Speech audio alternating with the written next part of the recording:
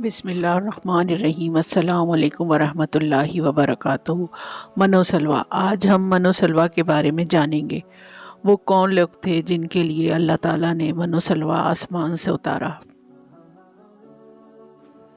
جب حضرت موسیٰ علیہ السلام 6 لاکھ بنی اسرائیل کے افراد کے ساتھ میدان طے میں مقیم تھے تو اللہ تعالیٰ نے ان لوگوں کے کھانے کے لیے آسمان سے 2 کھانے اتارے۔ ایک کا نام من اور دوسرے کا نام سلویٰ تھا۔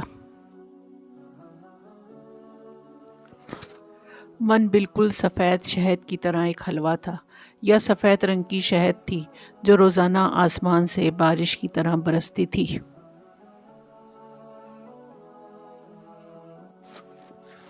اور سلویٰ پکی ہوئی بٹیریں تھیں جو ہوا کے ساتھ آسمان سے نازل ہوا کرتی تھیں۔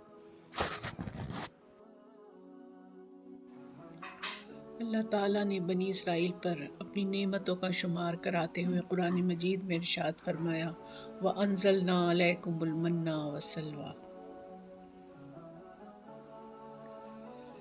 اس من و سلویٰ کے بارے میں حضرت موسیٰ علیہ السلام کا یہ حکم تھا کہ روزانہ تم لوگ اس کو کھا لیا کرو اور کل کے لیے ہرگز اس کا ذخیرہ نہ کرنا، مگر بعض ضعیف الاعتقاد لوگوں کو یہ ڈر لگنے لگا۔